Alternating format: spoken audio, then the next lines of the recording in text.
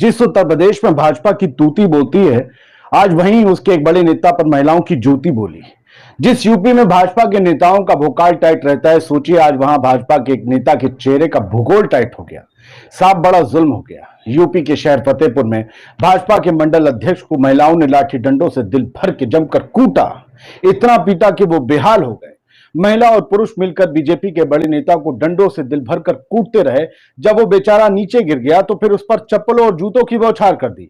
इतने से भी मन नहीं भरा तो फिर उन्होंने भाजपा नेता को गोबर से नहला दिया, यानी उनके मुंह पर, उनके जिस्म पर गोबर मल दिया, गोबर लेस दिया। फिलहाल चाहे तो पहचानने वाले इन महिलाओं को उनके कपड़ों से पहचान सकते हैं। पता करने वाले ये भी पता कर सकते हैं कि भाजपा नेता ने ऐसा क्या किया कि महिला इतनी ज्यादा गुस्से में आ गई। इनमें से किसी एक का तो बुलडोजर से मकान गिर ही सकता है। खैर, हम इस घटना की राजनाथ सिंह साहब की तरह कड़ी निंदा करते हैं। ऐसा किसी को नहीं करना चाहिए। भाजपा के नेताओं के साथ तो बिल्कुल भी नहीं करना चाहिए ऐसा। राजस्थान के उदयपुर के एक गांव में प्रताप नाम का एक शख्स रहता है। उसी गांव में एक 85 साल की बुजुर्ग महिला भी रहती है। तो ये बेबड़ा प्रताप शराब पीने के बाद अपने आप को भगवान शिव का अवतार समझने लगता था। पुलिस ने इसको जब गिरफ्तार किया तो इसने सारी बातें बताई।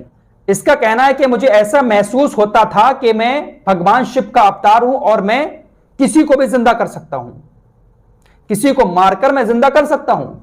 इसने शराब पी। जब इसके सर पर नशा चढ़ा तो ये घर से बाहर निकला।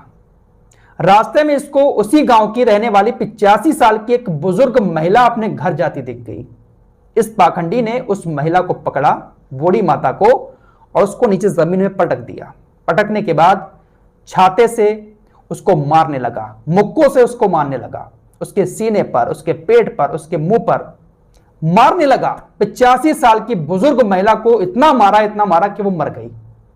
ये पाखंडी नशे में यह सोच रहा था कि मैं भगवान शिव का अवतार हूं और इस महिला को मारने के बाद मैं इसको जिंदा कर दूंगा। इसलिए उसने उस बुजुर्ग महिला को बुरी तरह से पीट पीट कर मार डाला। पास में 3 लोग और खड़े थे, जिसमें से 2 नाबालिग बच्चे ने मोबाइल निकालकर इस पूरी घटना का वीडियो बना लिया। वीडियो सोशल मीडिया पर जब वायरल हुआ तो उसके बाद इस पूरे मामले का खुलासा हुआ।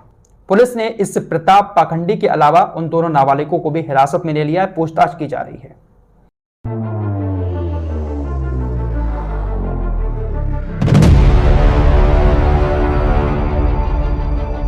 दोस्तों, मणिपुर की सड़कों पर वो हुआ है जिसकी तस्वीरें अगर आप देखेंगे तो माथा पकड़ लेंगे। बड़ी शर्मसार कर देने वाली तस्वीरें हैं और ये अपमान है खुले तौर से प्रधानमंत्री नरेंद्र मोदी का और गृह मंत्री अमित शाह का। लेकिन ये अपमान करने वाले कौन हैं? तस्वीरें शेयर करने वाले दावा कर रहे हैं कि मैतेई समाज के लोग हैं। मैतेई समाज यानी हिंदू बहुल आबादी वाला समाज। कुकी और मिजो से जिनकी जंग चल रही है, एक गृह युद्ध चल रहा है।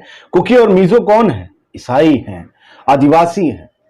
और मैतेई समाज माना जाता है कि बीजेपी का वोटर है। वो ही आज प्रधानमंत्री मोदी और अमित शाह साहब के पुतले के साथ वो कर रहा है कि जिसे मतलब कोई अपने परिवार के साथ बैठ के नहीं देख सकता है। इतनी शर्मनाक हरकतें हैं। औरतें, आदमी मैतेई समाज के बताए जा रहे हैं। ये दावा किया जा रहा है किस किस तरीके से अपमानजनक हरकतें उनके पुतलों के साथ की जा रही हैं। ट्राइबल आर्मी ने इस वीडियो को शेयर किया। लिखा, मैतेई समुदाय के लोगों द्वारा पीएम मोदी और गृह मंत्री अमित शाह के पुतले के साथ जिस प्रकार से बेहद आपत्तिजनक दुर्व्यवहार किया गया है, अगर इस प्रकार से कुकी जनजाति के लोगों द्वारा किया गया होता तो अब तक उन्हें गद्दार घोषित करके जेल में डाल दिया गया होता। इन्होंने इस शब्द का इस्तेमाल क्यों किया कि अगर ये कुकी और मिजो करते तो गद्दार कहते, क्योंकि कुकी और मिजो माना जाता है कि बीजेपी के वोटर्स नहीं है। अब उनकी पार्टी ने कल समर्थन ले लिया। 2 विधायकों की पार्टी है कुकी, लेकिन क्या फायदा। खैर, अपना प्रतिरोध तो जताया। तो मैतेई बीजेपी के वोटर माने जाते हैं। मैतेई लोगों ने यह सब किया है, इसलिए उन्हें गद्दार कोई नहीं कहेगा। इस बात की आप कैफियत को समझें। जो भी भाजपा का वोटर होगा, गलत होगा, उसे कोई कुछ नहीं कहेगा। दोस्तों, आज सदन के अंदर दंगल हो रहा है। दंगल समझ रहे हैं? आर पार की लड़ाई हो रहा है। आर पार दोनों एक दूसरे से लड़ रहे हैं। इंडिया प्लस एनडीए एक दूसरे पर जमकर कटाक्ष कर रहे हैं। लेकिन सबसे कमाल की बात क्या है दोस्तों, वो मैं आपको दिखाने वाली हूं। क्योंकि जिस तरीके से बीजेपी के एनडीए तो नजर आ रहे हैं, लेकिन एनडीए के मुखिया जो है वो पार्लियामेंट से गायब है। यानी कि हमारे एक अकेले प्रधान सेवक जो है वो पार्लियामेंट के सदस्य होते हुए भी पार्लियामेंट में उनकी मौजूदगी नील बटा सन्नाटा है। अगर देखा जाए उनके अटेंडेंस को तो उनका अटेंडेंस जो है सिर्फ एक दिन के अलावा इंडिया घमंडिया, इंडियन मुजाहिदीन के अलावा कोई भी उनका अटेंडेंस जो है इतने दिनों के सेशन में नजर नहीं आया है। और जिस दिन से राहुल गांधी की दस्तक हुई है उस दिन से तो गृह मंत्री अमित शाह भी नजर आ रहे हैं, बीजेपी के अध्यक्ष जेपी नड्डा साहब भी नजर आ रहे हैं, पीयूष गोयल, बीजेपी के तमाम बड़े चेहरे पार्लियामेंट हाउस में दिखाई दे रहे हैं, सिर्फ और सिर्फ प्रधानमंत्री को छोड़कर।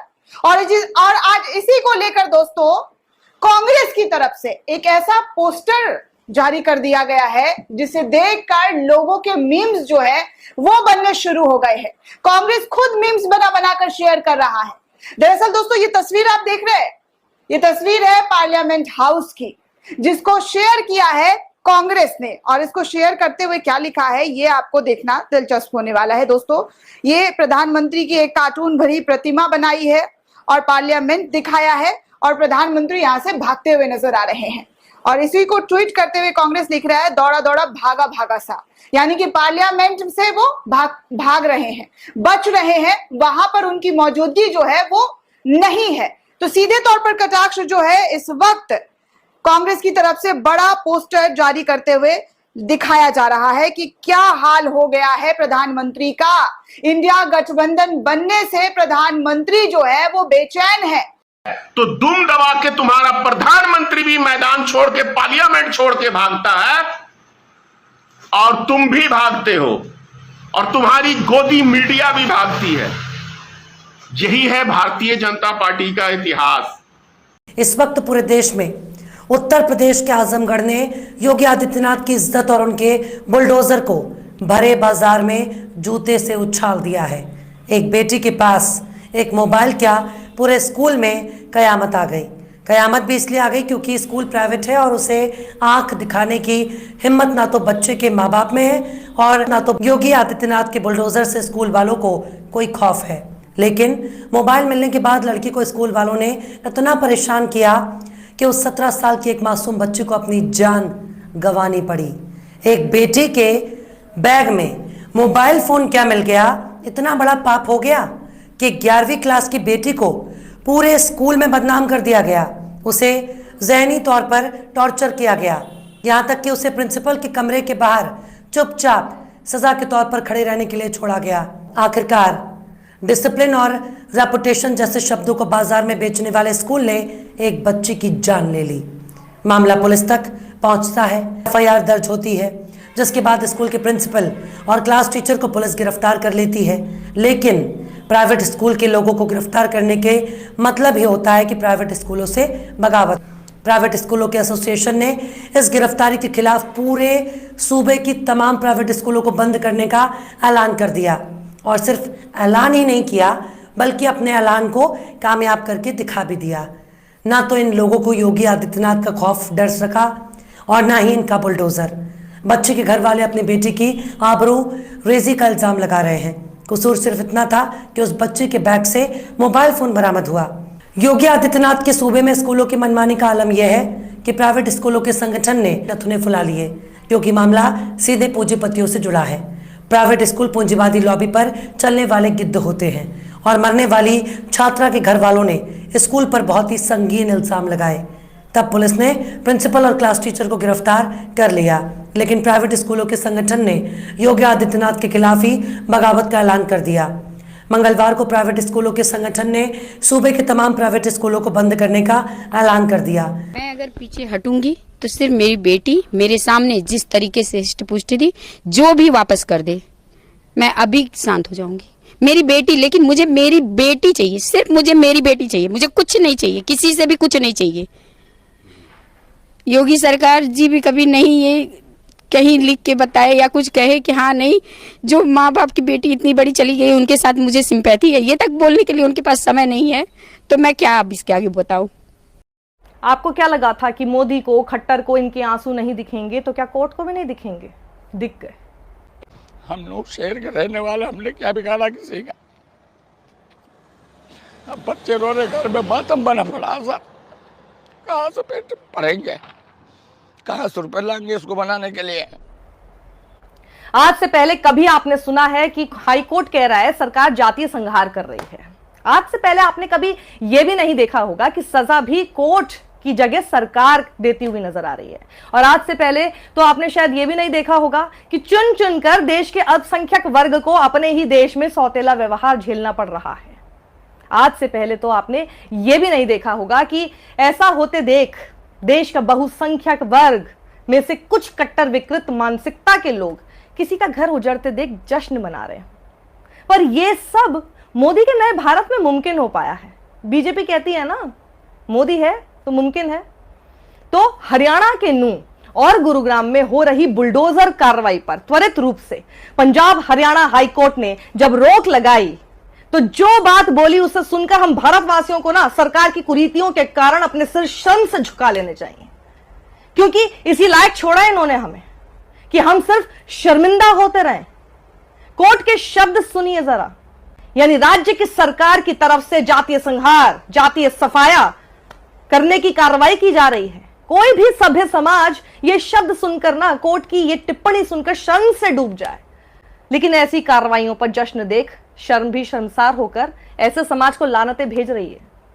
सबसे बड़ा दुर्भाग्य है कि ये सब कुछ अपनी आंखों के सामने होता हुआ देखकर भी, सब कुछ जानते बूझते समझते हुए भी कुछ नादान बनने का ढोंग करते रहे और कुछ ऐसी जातीय संहार की कार्रवाई पर वोट देकर फूल बरसाते रहे। आप सब समझ रहे थे, बावजूद उसके कोर्ट को इस देश के सामने ये कहना पड़ा कि ऐसी कार्रवाई तो जातीय संहार है। सुन लो जश्न मनाने वालों, फूल बरसाने वालों, एक अदालत ने भी कह दिया कि जातीय संहार है और उसका समर्थन कर रहे हो आप। ऊपर वाले की अदालत भी इसका हिसाब एक ना एक दिन कर ही देगी। अब देखना है कि कोर्ट की तरफ से इतने साफ शब्दों में इसे जातीय संहार कहने के बाद भी कितने ऐसे लोग होंगे जो अब भी छाती ठोककर जातीय संहार का समर्थन कर रहे होंगे। देश की गोदी मीडिया से लेकर ड्राइंग रूम में बैठकर नफरती एंकरों की जहरीली डिबेट्स रोज देखने वाले ऐसा कहेंगे तो मुझे बिल्कुल भी आश्चर्य नहीं होने वाला। और जहर परोसते व्हाट्सएप अंकल आंटी भी कोर्ट को गाली दे रहे होंगे इस फैसले के बाद, तो भी मुझे ताज्जुब नहीं होगा। हैरानी तो मुझे तब होगी अगर ये लोग वाकई ऐसा करना बंद कर देंगे और सुधर जाएंगे।